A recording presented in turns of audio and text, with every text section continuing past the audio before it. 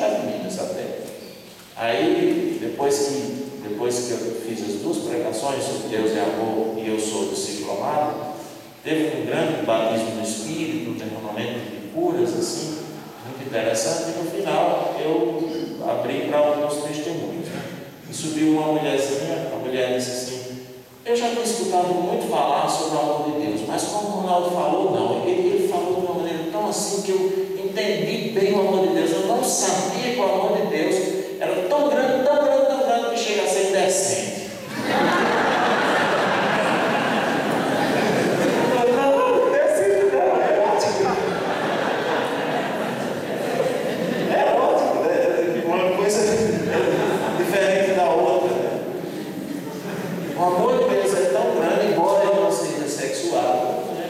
Chega a ser erótico, porque empurra para a comunhão.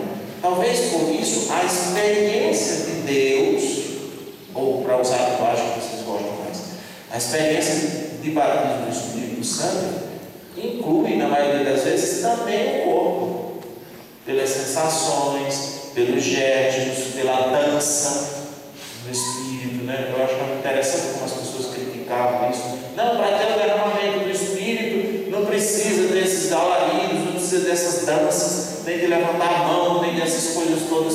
Não, é uma necessidade natural, porque a experiência de Deus precisa incluir também a dimensão do corpo. E nisto o pentecostalismo ele contribuiu muito para essa percepção.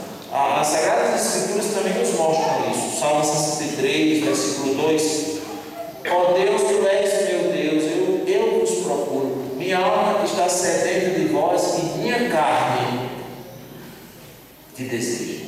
Até o meu corpo deseja o Senhor. Notem como João, o apóstolo João, enuncia o conteúdo de sua primeira carta. A primeira carta de São João, capítulo 1, versículos de 1 a 4. Isto que vos escrevemos, diz ele, o que ouvimos, o que vimos, o que contemplamos. Ele está falando da salvação, da experiência de Deus, mas ele diz assim: o que nossas mãos apalparam. É como se fosse também a dimensão física inclusa na experiência de Deus. Por isso eu não tenho escrúpulo nenhum de orar levantando as mãos, dançando no Espírito, até repousando no Espírito, sentindo calafrios, né? Arrepios. É claro que isso não significa que isto é a experiência do Espírito, mas a experiência do Espírito inclui também essa dimensão, a dimensão do corpo.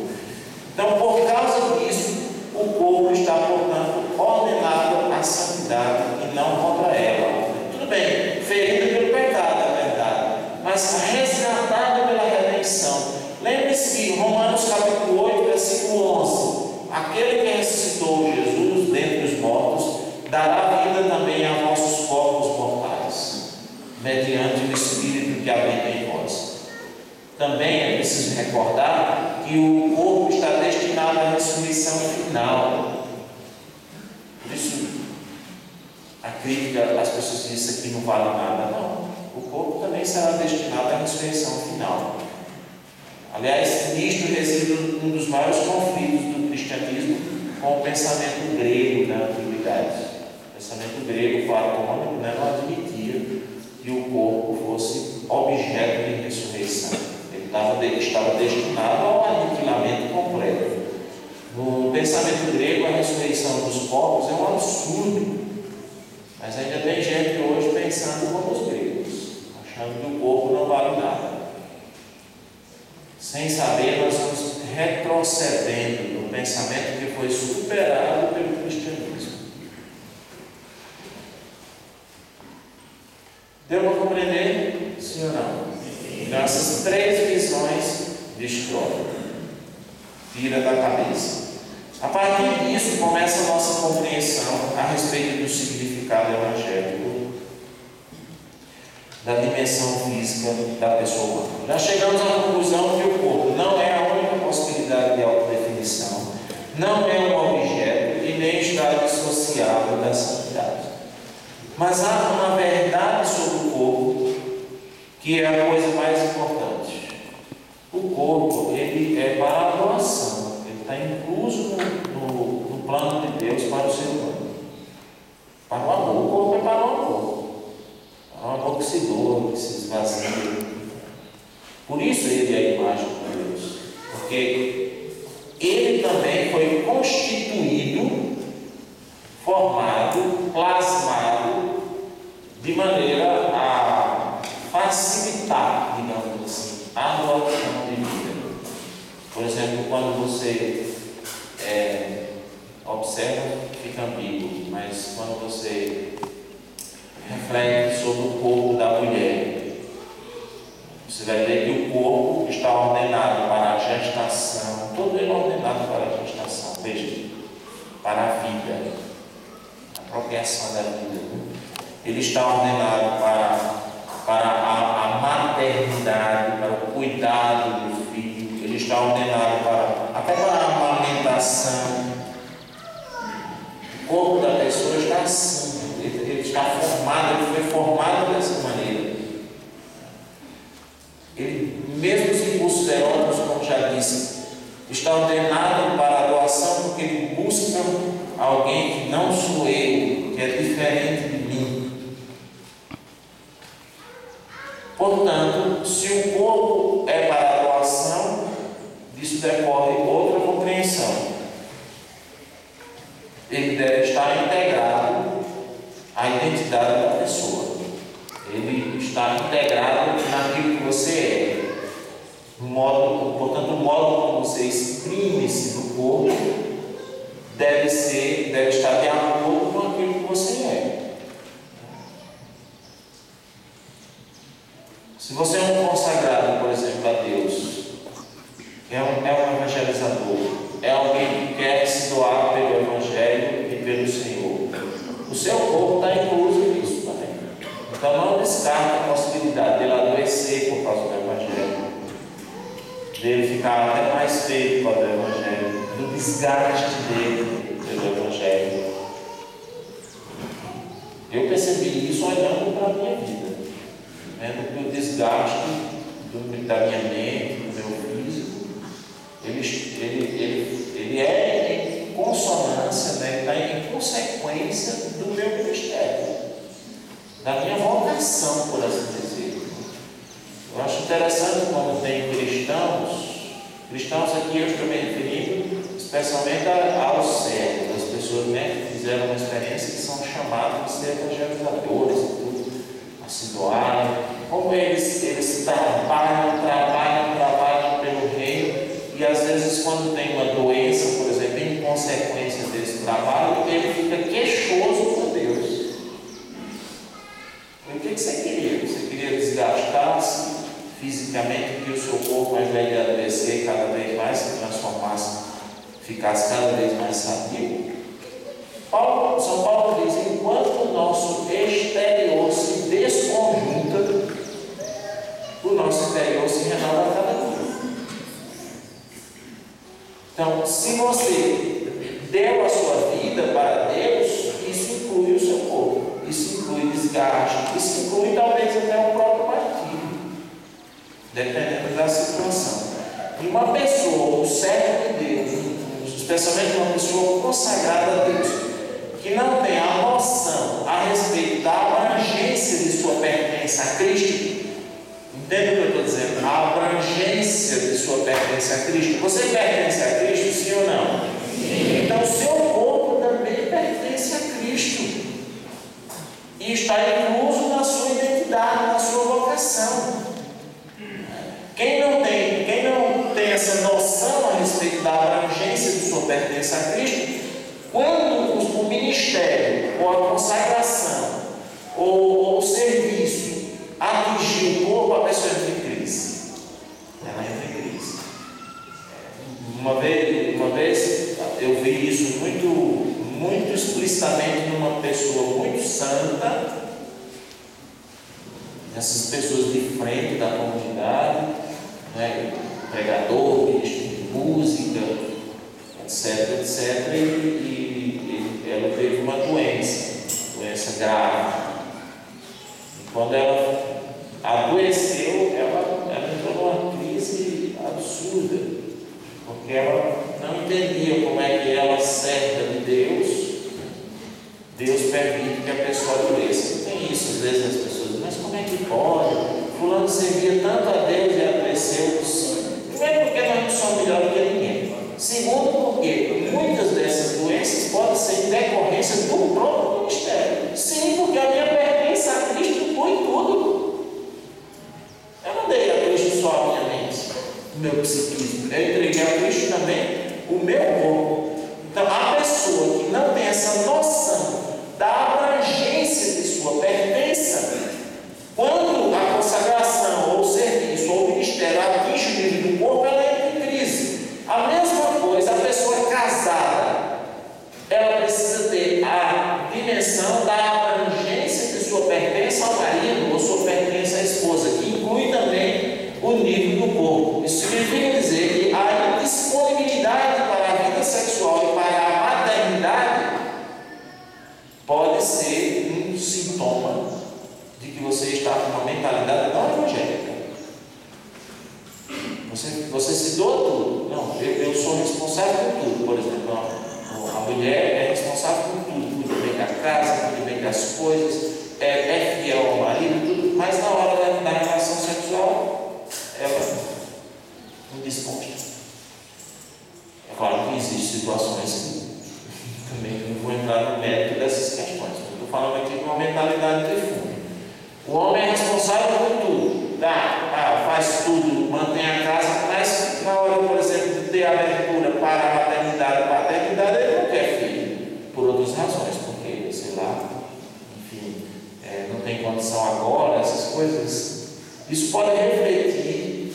Não, de um lado pode refletir a paternidade responsável, sim, é uma questão de discernimento. Mas por outro lado, é preciso prestar atenção se não está refletindo essa indisponibilidade para a doação do corpo. O corpo está incluso nisso. E a pessoa ela pode ser muito responsável por tudo, mas se ela não entender que a consagração dela, o serviço dela, o ministério dela exige a doação do corpo, ela pode estar caindo numa situação de mentalidade não evangélica. E outras coisas exprimem na vida, se você prestar atenção, você vai ver que outras coisas exprimem essa dissociação entre a identidade cristã e corpo. São, por exemplo, pessoas casadas ou pessoas consagradas, mas que não se vestem como pessoas consagradas, nem como pessoas casadas. Que não se sentam, até no modo da gente sentar e se comportar, é preciso exprimir no corpo a pertença a Deus. Porque se você não fizer isso, e aqui entra a dimensão do pudor, o pudor tem a ver com isso. Por que uma mulher cristã deve se vestir sobriamente? Não é só para poder os homens não caírem em tentação, não. Às vezes a gente coloca isso, né? Não, você tem que se precaver, não pode usar uma roupa, porque você vai entrar no grupo de oração, aí você vai levar o irmão ao pecado. Não é só por isso. É porque você precisa exprimir no corpo a sua identidade cristã. A sobriedade, né? O equilíbrio interior. Senão fica uma coisa dissociada, a sua identidade daquilo que você está exprimindo através da sua dimensão física. Então, se não se veste, não se sente, não se comporta como tais, não exprime no corpo a pertença a Deus. Sobretudo os homens depois culpam as mulheres pelos assédios financeiros, morais, mas também pelos assédios sexuais. Uma pessoa me dizia uma vez, conversando comigo, não, você não entende não, cara, porque as mulheres de hoje são terríveis. São terríveis. Elas vêm para cima da gente. Você está pensando o quê? Você vive aqui na comunidade, você está pensando o quê? A gente lá no mundo é assim, nos ambientes de trabalho. Claro que eu vivo na comunidade, mas eu já frequentei muitos ambientes. A universidade, por exemplo, eu fui professor universitário. A gente sabe como é essas coisas, né? Mas eu bati no pé com ele, eu olhei para a cara dele e disse assim, me diga uma coisa, eu sou mais feio que vocês? Ele disse, não, aí eu já preferi, né? Eu não era mais feio que ele. Disse, por que essas coisas não acontecem comigo? Por que eu não vivo sendo assediado pelas pessoas? Não sei, mas porque eu me comporto no meu corpo como de acordo com com minha identidade de pessoa casada e de pessoa consagrada. Eu me comporto assim. Acaba criando uma espécie de espaço sagrado. A não ser que seja uma pessoa muito mal intencionada, mas uma mulher, ela quando se aproxima de um homem cuja identidade física exprime a sua pertença a Cristo e a sua pertença à sua esposa, ela recua, ela sente como um espaço sagrado. A não ser que ela esteja muito mal intencionada, assim, no sentido mesmo de intencionalmente querer derrubar.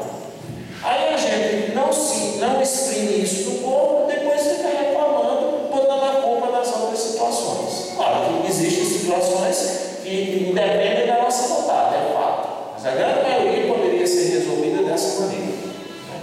Se nós tivéssemos um pouco mais dessa mentalidade. Há cristãos que são sensuais no modo de falar, no modo de abraçar as pessoas, até no grupo de oração. Cristãos perderam o sentido da noção da pertença a Cristo no nível do corpo. Né? Em grande medida, isso decorre da atitude ou da pretensão de ser cristão excluindo o corpo. Curiosamente, é a mesma pretensão do puritano, santo demais exteriormente, mas cheio de problema interior, com masturbação, com pensamentos eróticos, com descontrole afetivo sexual no casamento ou fora dele, entre outros problemas que você vai encontrar. Ora, o corpo, meus irmãos, deve exprimir a pessoa. E se a pessoa é cristã, é isso que ela deve expressar, a sua vida cristã. E eu estou me dizendo que eu estou me referindo à verdade sobre o que ela é, não a imagem falsa de si, que é o caso do puritano. Ele exteriormente apresenta-se quase impecável, mas interiormente ele está cheio de imundícias, é como Jesus dizia, vocês são hipócritas. Então, isso aqui também constitui uma distorção. O que não quer dizer que você diga, já que dentro de mim está assim, está cheio de imundícia, então eu vou amundiçar o corpo. Não, você tem que resolver o contrário. Tem que resolver o que está dentro, para que o seu corpo exprima a liberdade cristã, a vida cristã que você vive. Lá em Campina Grande, por causa da escola de formadores que nós temos, e que vai formadores de novas comunidades, geralmente em todo o Brasil, para lá, eu recebo alguns e-mails ou telefonemas de gente me consultando sobre determinadas situações. Acho que eu já pensei até em cobrar R$100 por cada consultoria. Dava para sustentar a família. Mas um deles me surpreendeu uma vez. Ele conseguiu me surpreender. Porque normalmente as consultas são em torno das questões institucionais, dos votos, etc. Um deles me surpreendeu, porque ele botou no e-mail assim: Ronaldo, eu tenho uns consagrados aqui da comunidade, homens, que querem se depilar. O que você acha? Na hora eu pensei em duas coisas. Na minha terra, isso não é coisa de homem. Mas você pode dizer que isso é preconceito, etc e tal. Eu pensei em outra coisa. Eu pensei, um consagrado é outro